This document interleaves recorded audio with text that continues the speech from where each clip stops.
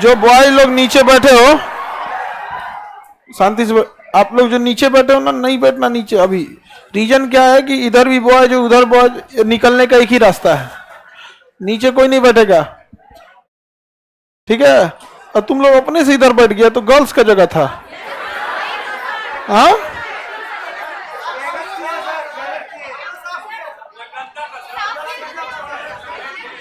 नहीं, उधर दिक्कत होता है ना गर्ल्स को निकलने में।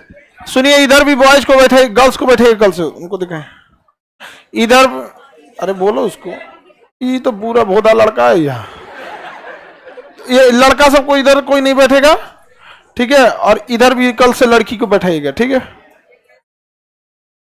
लड़की बैठेगी इधर, हाँ पूरा इधर। निकलने में दिक्कत होता है ना, और तुम लोग भी इधर कोई नहीं बैठेगा, नीचे भी कोई नहीं बैठेगा। और आगे जो लड़के खड़े रहते हैं सब, ये भोदा भोदा कैसे खड़ा हो जाता है, जिसको कुछ अत्ते पत्ते नहीं रहता है। अब जैसे इसको देखो, काला छुआड़ा, चश्मा वाले को देखो, अपने को पता नहीं कौन चीज समझ रहा है।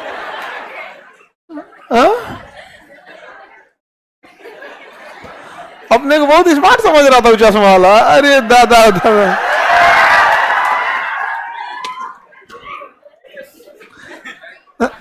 तो ठीक ठाक रहता, देखता तो समझ में आता। बताओ पकड़ो लो आपको, जय दादा।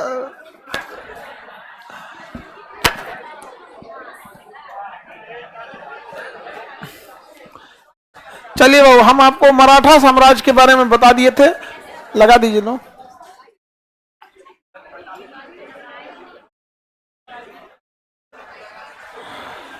मराठा साम्राज्य सब कंप्लीट हो गया था।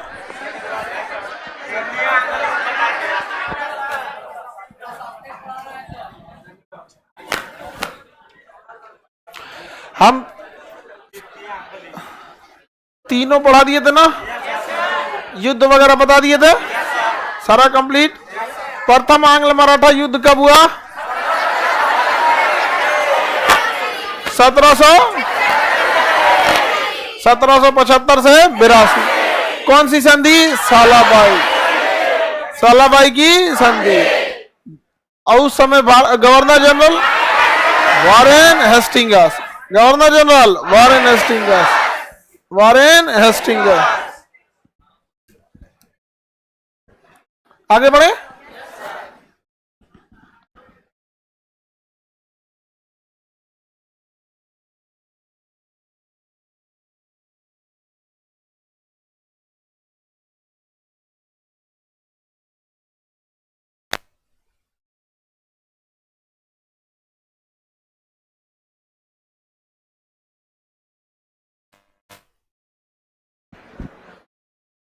चलिए बहु देखते हैं हम लोग।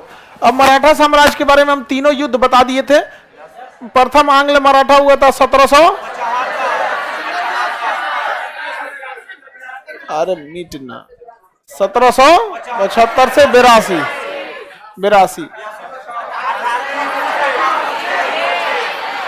1803 से 1806। और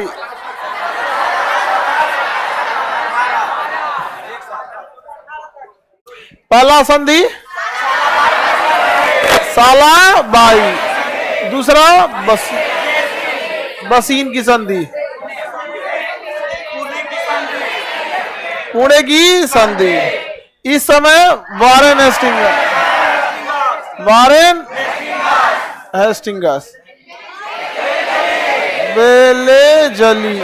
वेलेजली, लॉर्ड हेस्टिंग्स, सब बता ही दिए थे।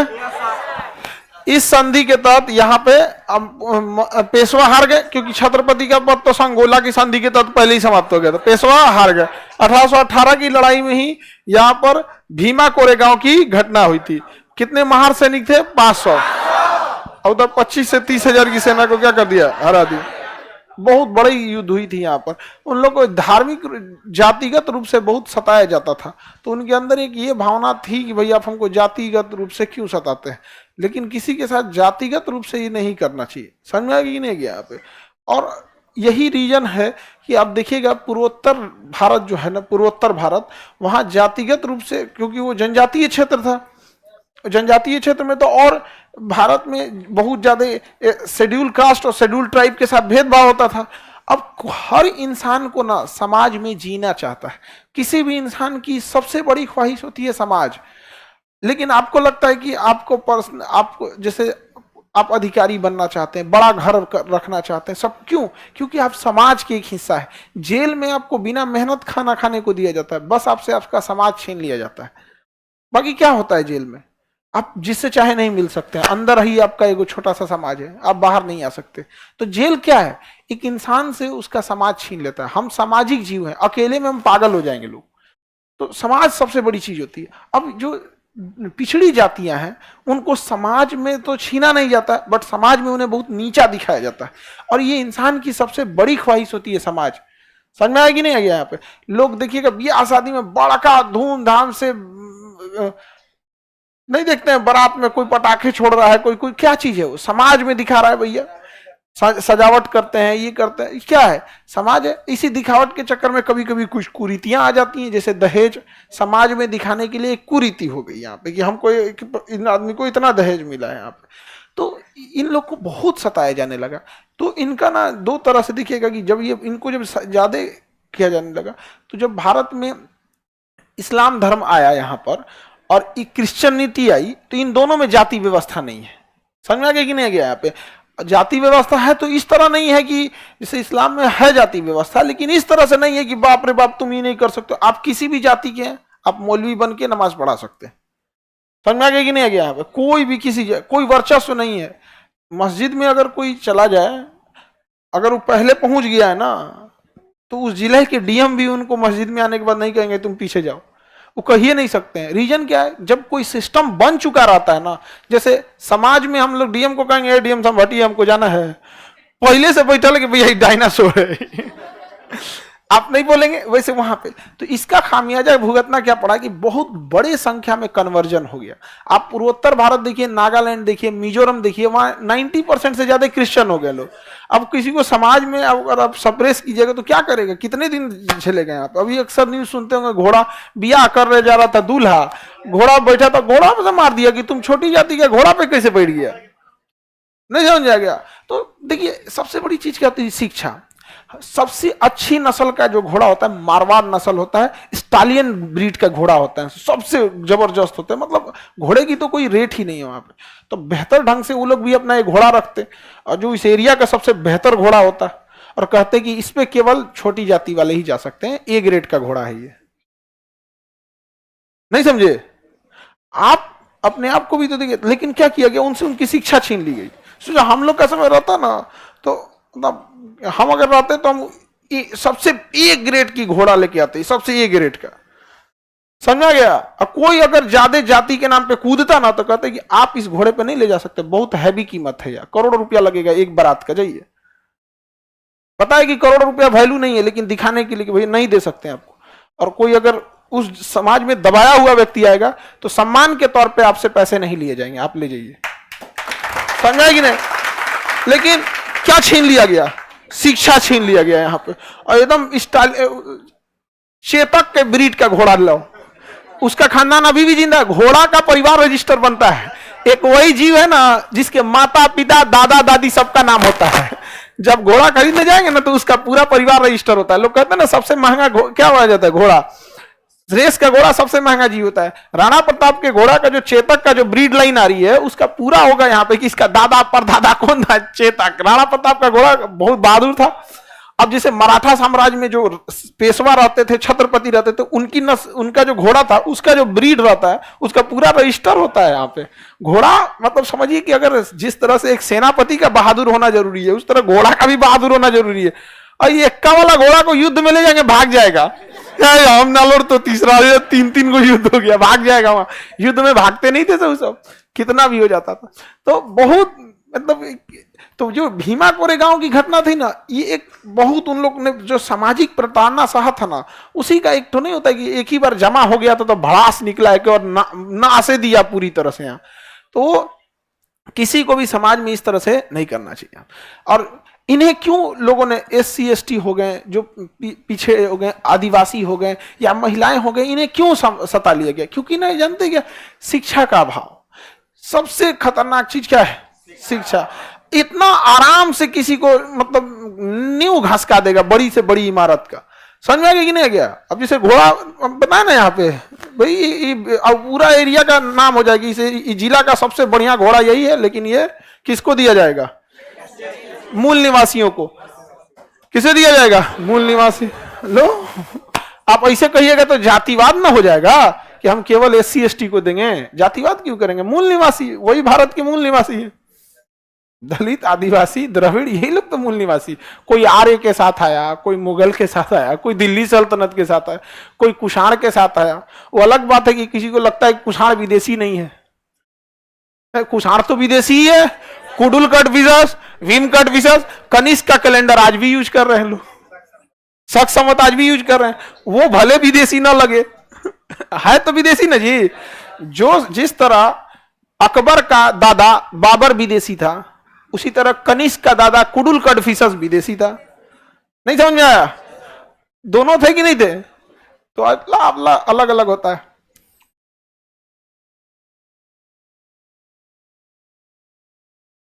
आगे बढ़े। देखो पूछ रहा है आप कौन जात के हैं? शिक्षक का जो जाति धर्म नहीं होता है बाबू। जिस दिन हम लोग जाति धर्म देख लेंगे उस दिन पढ़ा नहीं पाएंगे लोग। यहाँ पर हम लोग किसके साथ खड़े रहते हैं? जो सताया हुआ रहता है ना, उसके साथ। ऐसा थोड़ी है कि हम लोग अगर महिलाओं की बात कर रहे हैं या फिर SC ST की बात कर रहे हैं तो हम लोग नहीं, लेकिन हाँ दिखता है कि समाज में उन्हें सताया जा रहा है। तो अगर आप उसके साथ नहीं खड़े रहेंगे तो उसे ऐसा लगेगा कि मेरे लिए कोई खड़ा नहीं है। लेकिन अगर हम उनके साथ खड़े रहेंगे तो उसे उम्मीद लगेगा कि नहीं, कोई ना कोई तो साथ में रहता है यहाँ पे। और हमेशा हम ये सब कभी नहीं वो डिप्लोमेटिक भाषा होती है, ये नहीं, सीधा उनके साथ खड़े हैं। किस लिए खड़े हैं?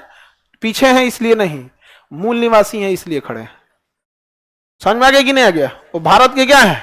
मूल निवासी हैं। वो कहीं विदेश से नहीं आए थे, ना आर्य की तरह वो मध्य एशिया से आए थे और ना ही वो इंडो ग्रीक की तरह आए थे, ना कहीं से। उनका ही ये जगह था यहाँ पे। चलिए अब आगे बढ़े।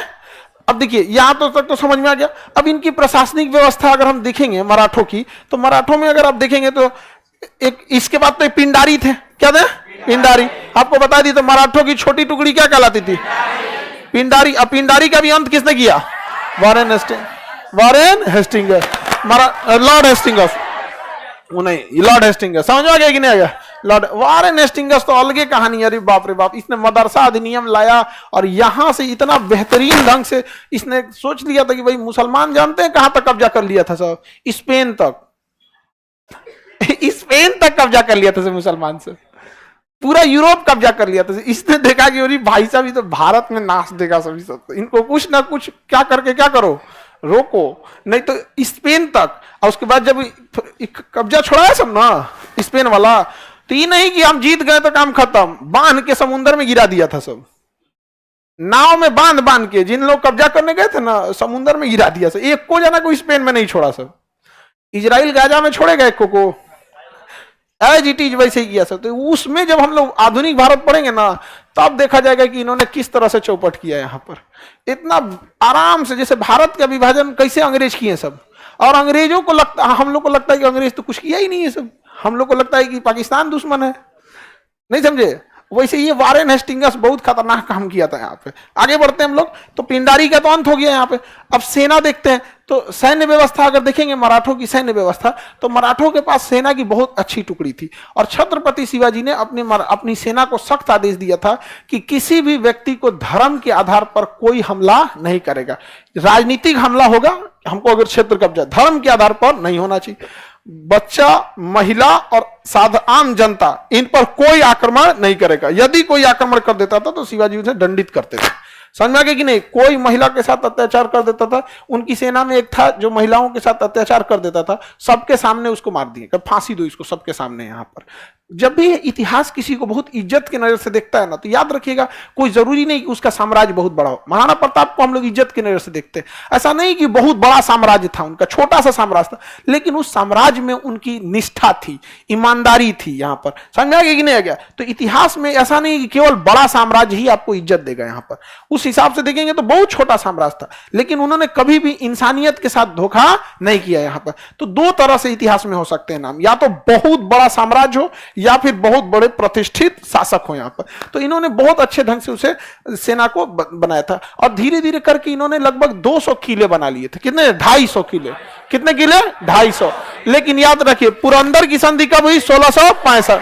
कितने किले लौटाए गए? 23। 23 किलो को क्या कर दिया गया? लौटा दिए गए।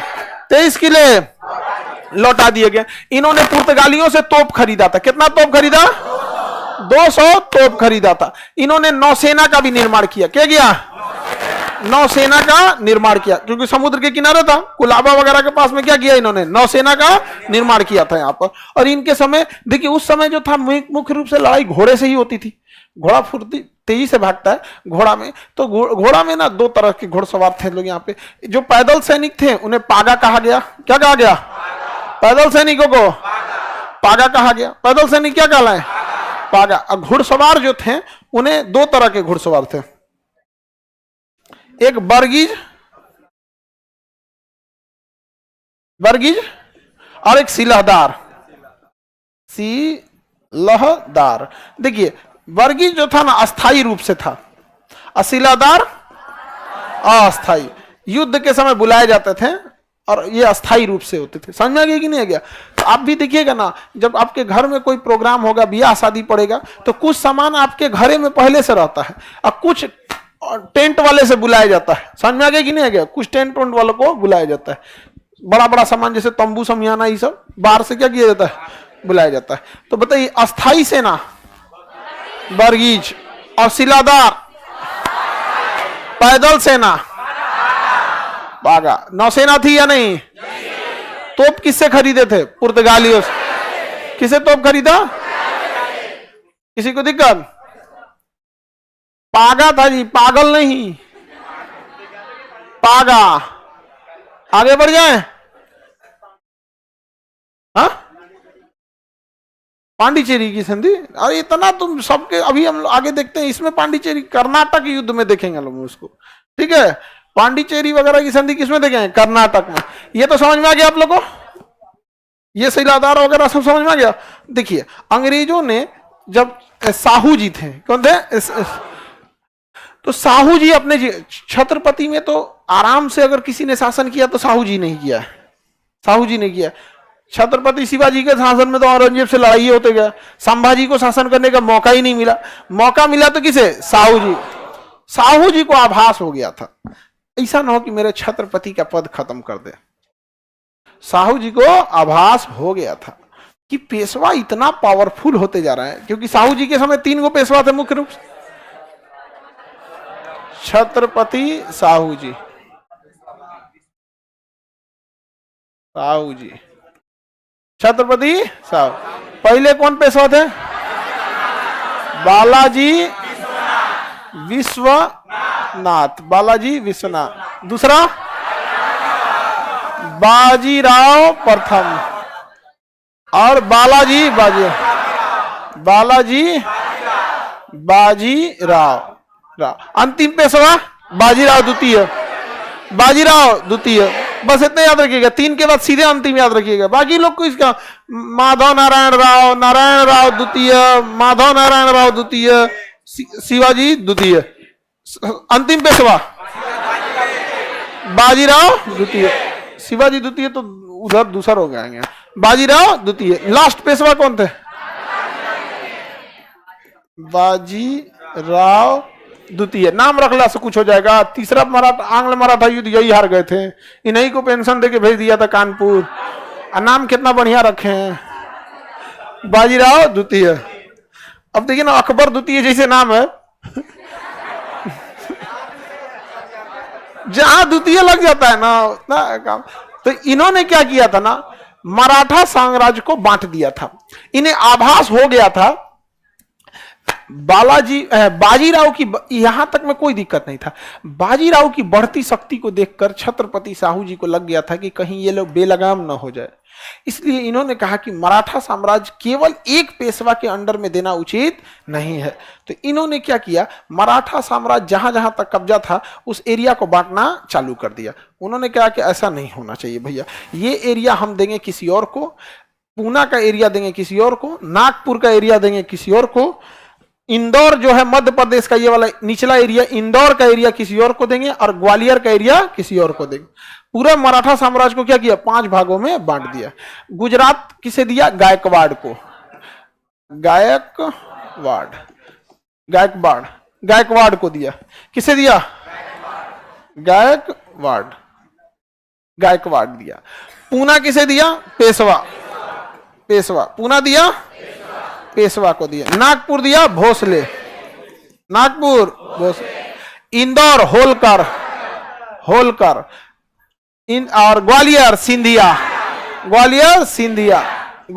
सिंधिया।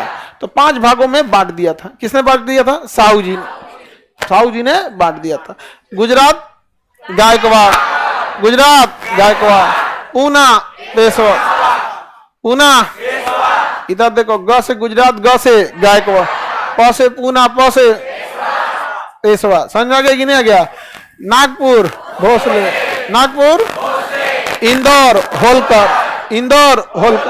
इंदौर में स्टेडियम में ना, अहिल्या बाई होलकर स्टेडियम इंदौर में ही तो है, क्रिकेट वगैरह होता है ना वहां पे, अहिल्या बाई होलकर।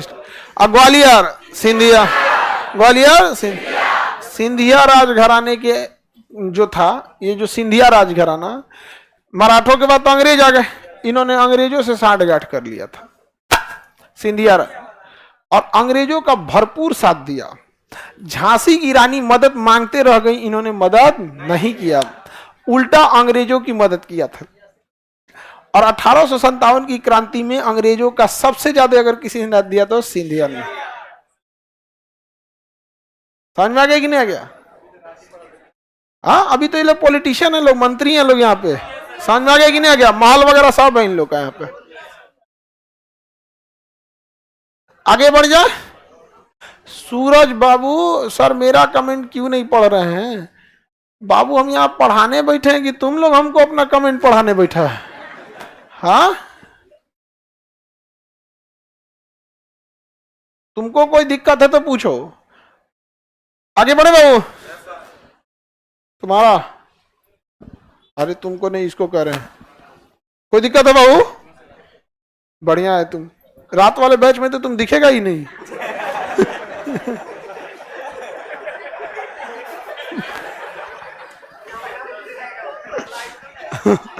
उधर लाइटों नहीं है। आगे बढ़ने, बुरा नहीं ना मानते हो? लड़का सब में यही तो अच्छाई होता है, बुरा नहीं मान। आगे बढ़े। इतना ही लोग को बोल देंगे तो अब ये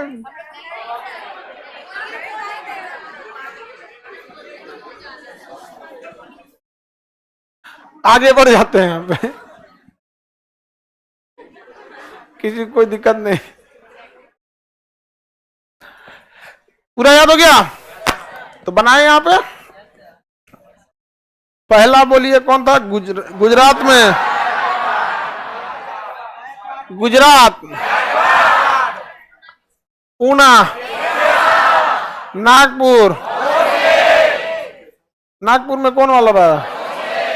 दोनों लगा दिए, जो ठीक लगेगा, बड़ा हो छोटा हो दोनों लगा दिए।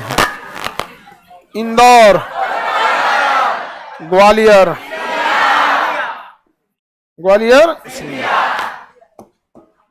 गुजरात में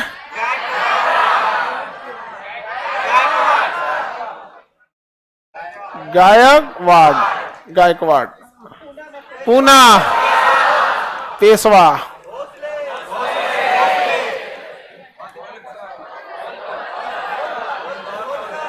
इंदौर होलकर,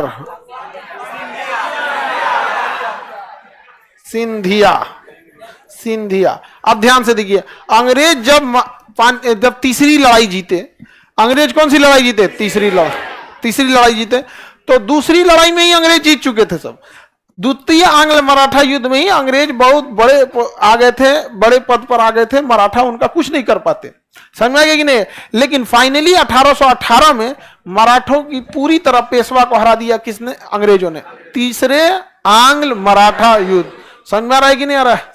कोई दिक्कत? तुमको कह रहे हैं नेवला, हाँ चश्मा वाला, कोई दिक्कत? उसको देख रहा था, तुमको काला वाला लड़का तुमको देख रहा था ना खड़ा होके, तुम ही खड़ा होके देख रहा था उसको, अच्छा चिन्हित कर रहा था उसको नेवला कहीं का। काला लड़का का कोई मजाक नहीं उड़ाना, हम काला लड़का का काला लड़का का हम मजाक उड़ाते हैं। काले लड़के को पूरे भारत में सम्मान दिलाए हम ही बोलो काला लड़का लो, बोलो कि नहीं? सबको पता है कि अगर कोई काम अटक गया ना तो आवेदन में ऊपर विशेष में लिखता है कि हम काला लड़का, समझ में आ गया? तो उसका एक अलग डिपार्टमेंट है केजीएस में, तो अरे भेजो भेजो यहाँ पे, हाँ वो काम डायरेक्ट होता है, वो मंत्रालय नहीं देखता, वो सीधे पीएमओ के ऑफिस आता पूरे आप लोग को नहीं दिलाई जी, और उतना अधिकार तो फिर मेरा बनता। हाँ ये वाला लाइट बंद कर दो जी सबको, ये वाला उस पे निशान मार दिया करो जो बंद करना, हाँ बस उस पे टीवी लिख दो, ट्यूबलाइट, हाँ बस यही है।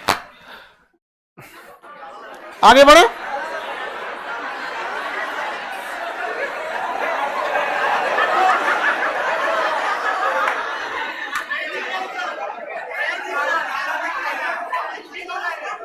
ओरिजिनल कलर में दिखने लगे।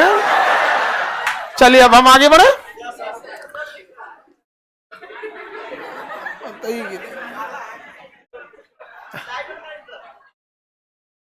चलिए अब आगे बढ़ते हैं। सर गोरा लड़का भी अपने को काला बोल रहा है आजकल, नहीं सब लोग ठीक है, लड़का सब तो ऐसे भी, पुरुष का बात ही मत कहिए, पुरुष तो। अब देखिए जब मराठों ने पूरी तरह से हार जीत गए तो साहू जी ने, जब छत्रपति साहू जी ने 5 भाग में बांट दिया था तो अंग्रेजों के लिए भी दिक्कत था, 5 को हराना था और 5 से संधि करनी थी। तो अंग्रेज इन 5 को हराए और 5 से क्या किया, संधि किया। गुजरात का गायकवाड़ कहा कि हमको हराने की क्या जरूरत, हम ऐसे ही अधीनता स्वीकार कर लेते लड़ा ही नहीं, गायकवाड़ से कोई संधि नहीं, ऐसे स्वीकार कर लिया, कहा कि ना ना ना एकदम सही है। पूना पेशवा के साथ पूना की संधि, पूना की संधि, कौन सी संधि, पूना की संधि। नागपुर भोसले के साथ नागपुर की संधि, ऐसे सेम टू यू कर दे कि संधि, ऐसे हो जाएगा। इंदौर वाले के साथ मंदसौर की संधि, मंदसौर की संधि, मंदसौर की संधि।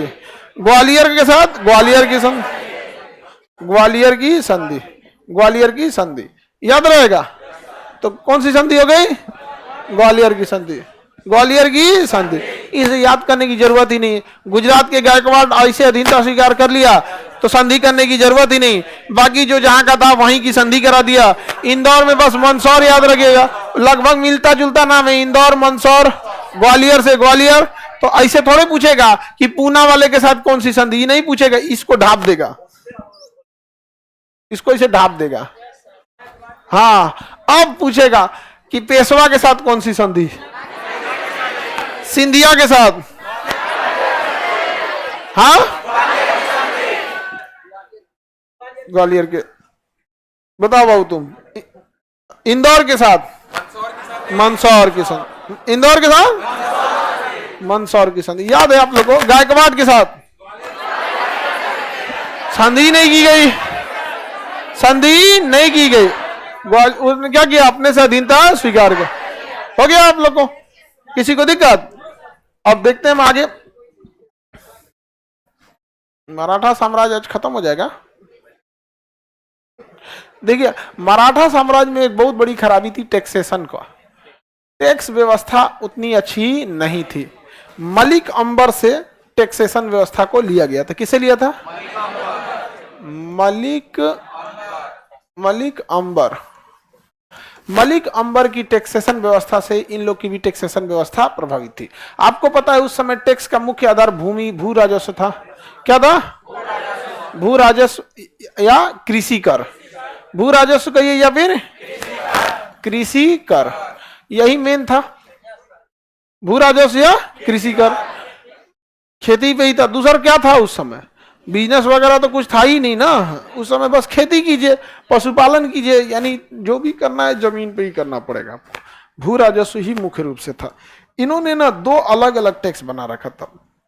एक का नाम था सरदेश मुखी। सरदेश मुखी, देखिए इसका अर्थ ही होता है कि पूरे देश का मुखिया, सरदेश मुखी। तो ये जो टैक्स देना था, ये देना था जो मराठा थे उन्हें, मराठा। ये टैक्स किसे देना था? मराठा। क्योंकि जैसे कोई यह टैक्स देता था ऑटोमेटिक वो इस बात को स्वीकार कर लेता था कि आप मराठा साम्राज्य के अधीन है। टैक्सवे का नाम है सरदेश मुखी, कि आप मानते हैं इस देश का मुखिया कौन है? मराठा साम्राज्य। कौन है? मराठा साम्राज्य। तो ये तो समझ में आता है कि हर राजा को टैक्सेशन के लिए जरूरत थी अपने टैक्स की। लेकिन इन लोग के साथ क्या था कि इतना रैपिड युद्ध जीतते गए, इतना रैपिड युद्ध जीते कि वहां अस्थायित्व पे ध्यान ही नहीं दिया इन्होंने।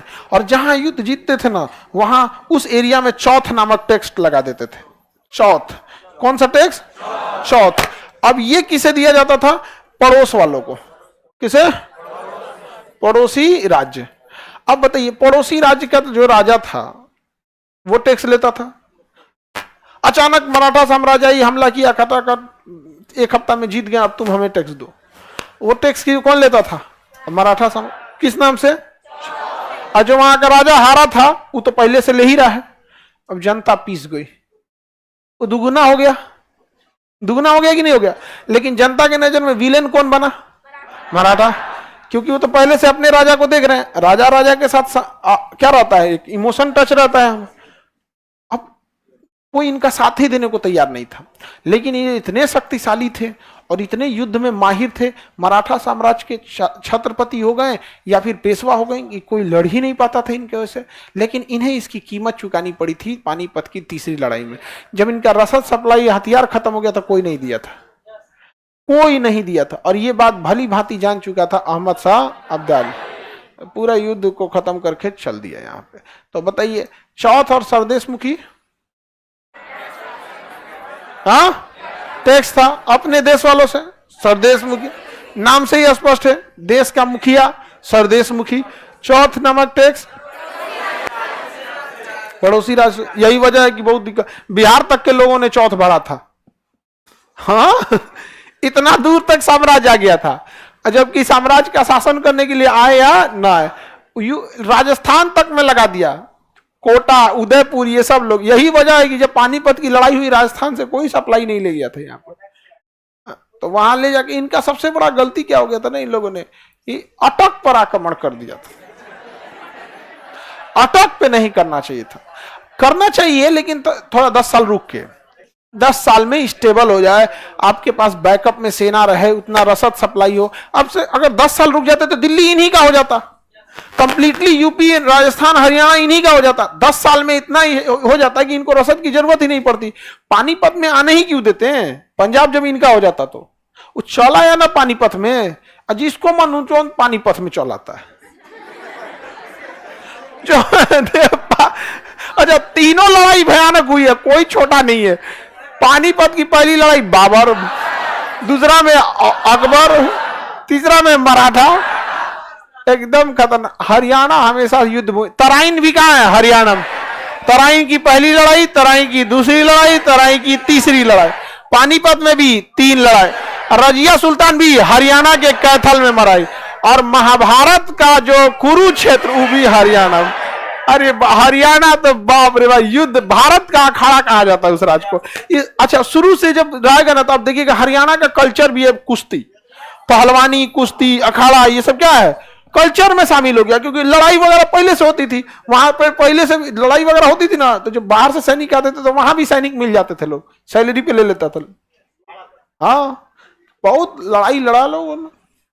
आगे बढ़े, हो गया ये टैक्सेशन सिस्टम। मराठा साम्राज्य का प्रशासन देखेंगे तो किसके अंडर में था? छत्रपति। मराठा साम्राज्य में सबसे ऊपर कौन होते थे? छत्रपति। इनके नीचे जो होते थे अष्टप्रधान। अष्टप्रधान क्या होते थे? अष्टप्रधान। अष्टप्रधान में कितने मंत्री? 8 मंत्री। सबसे प्रमुख था पेशवा। सबसे प्रमुख पेशवा। छत्रपति के बाद कौन होता था? पेशवा होता था। ये प्रधानमंत्री के तौर पे काम करते थे। पेशवा किसके तौर पे काम करते? प्रधानमंत्री की काम करते थे। अमात्य, अमात्य वित्त मंत्री होते थे। सुमंत विदेश मंत्री। सुमंत विदेश मंत्री। सुमंत विदेश मंत्री। वाक्यान्वीस सूचना। वाक्यान्वीस सूचना वगैरह आता था। गुप्तचर और सूचना।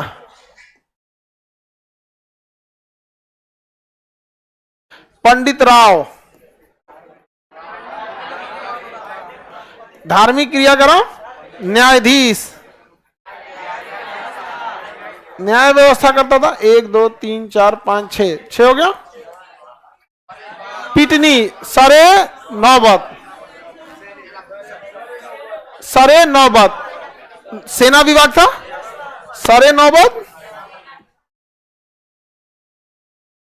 सरे नौबत और पिटनीस।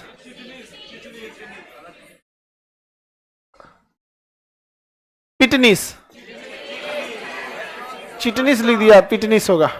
पिटनीस क्या हो गया? पिटनीस। इतने तो मंत्री होते थे, सबको याद रखने की जरूरत नहीं है। पेशवा सबसे प्रमुख मंत्री।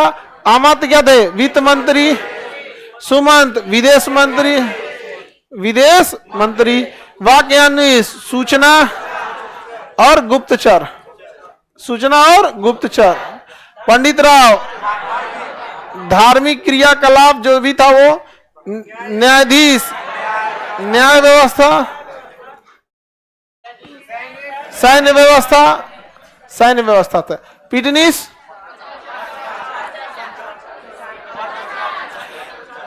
ये जो थे कम्युनिकेशन विभाग थे। पत्राचार क्या थे? पत्राचार। पत्राचार मतलब मतलब पत्र विभाग था इनके पास। कोई संदेश भेजना था। सूचना एवं प्रसारण मंत्रालय आप कह सकते हैं इनको, या ब्रॉडकास्टिंग डिपार्टमेंट था इनके पास। इस प्रकार से मराठा साम्राज्य का पूरा प्रशासन चलता था। कोई दिक्कत? मराठा साम्राज्य में छत्रपति के बाद सबसे प्रमुख कितने मंत्री? 8। 8 क्या हो गए? पेशवा। 8 में 8 पेशवा थे।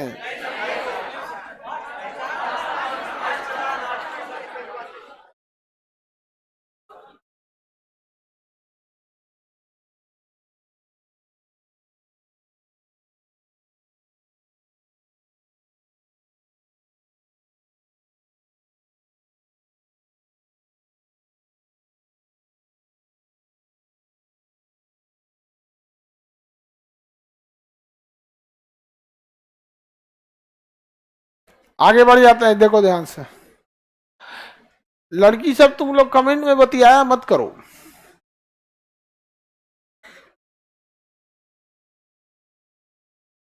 देखो एक से कैसा उसमें ब्लॉक मार दो तो एक दूगो को इसमें।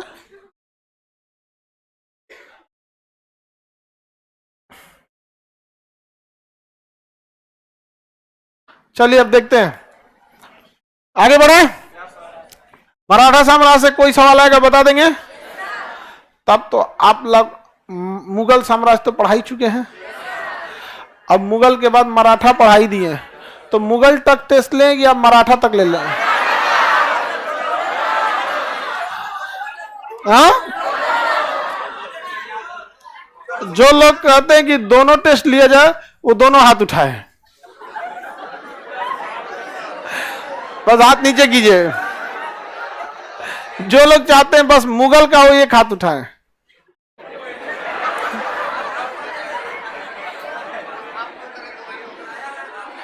तो आप लोग का दोनों टेस्ट हो जाएगा। कल कितना टेस्ट होगा? दोनों। मराठा साम्राज्य खत्म कर दिया? याद हो गया कि नहीं हो गया? किसी को दिक्कत? मराठा साम्राज्य में छत्रपति के बाद सबसे बड़ा पद? सबसे बड़ा पद याद रहेगा। मराठा परिसंघ जो 5 भागों में बटा था, कौन सा ऐसा परिसंघ था जिसने अंग्रेजों की अधीनता स्वतः स्वीकार कर दिया? गुजरात का गायकवाड़। बताइए पेशवा से कौन संधि? पूना के। भोसले से नागपुर की संधि, होलकर से मंदसौर की संधि, सिंधिया से ग्वालियर की संधि। तृतीय आंग्ल मराठा युद्ध 1817 से 1818। 1818 में एक फेमस लड़ाई हुई, क्या नाम था? भीमा कोरेगांव। याद रहेगा? तृतीय आंग्ल मराठा युद्ध के समय की घटना थी।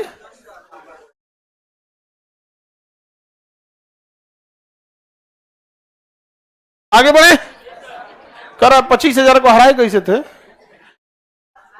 युद्ध बहुत टिपिकल चीज होता है, आधा घंटा में डिसाइड हो जाता है निर्णायक युद्ध। 25,000 हैं, अचानक 1 घंटा के अंदर आगे के 500 मारा गए लोग ना, पूरी भीड़ में भगदड़ मच जाएगी, भाग जाएंगे इधर से उधर। पुलिस लाठीचार्ज करती है तो कितने लोग को पीटती है? मान के चलिए 5,000 की भीड़ रहेगी तो 5,000 को पीटेगी, गिनती से 20 को, गिनती से 20 को। लेकिन जिन 20 लोग को पकड़ती है ना, बड़ी बुरा पीट देती है। समझ में आ कि नहीं गया? और उसमें सब टैक्टिक्स रहता है वहां पे पुलिस डिपार्टमेंट में। एगो इशारा करेगा उसी के हाथ में रहेगा, और पता रहता है कौन इशारा करेगा मारने के लिए, सब उसी को देखेगा सब। और उसमें 1-2 रहेगा, उन्हें से आप ही के सादा बेस में रहेगा, उन्हें से गरियाना चालू करेगा उधर पुलिस डिपार्टमेंट में, 2-4 को ईंटा उन्हें से मार देगा, बाद में पता चलेगा पुलिस। भीड़ खत्म करने का यही होता है, उधर से कोई उकसा देगा, बस मिल गया। आप कभी भी शासन के साथ, सरकार के साथ हिंसक रूप से लड़ ही नहीं सकते। तनी देर खून में गर्मी है तो तनी लड़के देखिए हिंसक रूप से सरकार से। अपनी सरकार से आप हिंसक रूप से नहीं लड़ सकते हैं। और गांधी जी को कहता है कि ये अहिंसा क्यों करते थे? अरे बकलोहा, तुम अपनी सरकार से नहीं लड़ सकता हिंसा करके। लॉन्ग समय तक अहिंसा ही स्टेबल रह सकती है, नहीं तो भी दिक्कत हो जाएगा। तो आगे पढ़ेंगे। एक चीज उसमें सुधार दीजिएगा तो शिवाजी, छत्रपति शिवाजी वाले में 19 फरवरी 1630, 19 फरवरी 1630, उसमें पता नहीं क्या 1627 लिख दिया है। 19 फरवरी 1630 80। हाँ, जन उसमें सुधार ले। अरे बाबू जो भी दिया होगा इसमें सुधार लेना। 19 फरवरी 1630। चलिए बना लेंगे। अरे मराठा जैसे चालू होगा 3रे लाइन में लिखा हुआ है, जैसे मराठा चालू होगा 3rd लाइन में ही लिखा हुआ है, मराठा साम्राज्य समाप्त। कल हम लोग करेंगे क्या है? टेस्ट।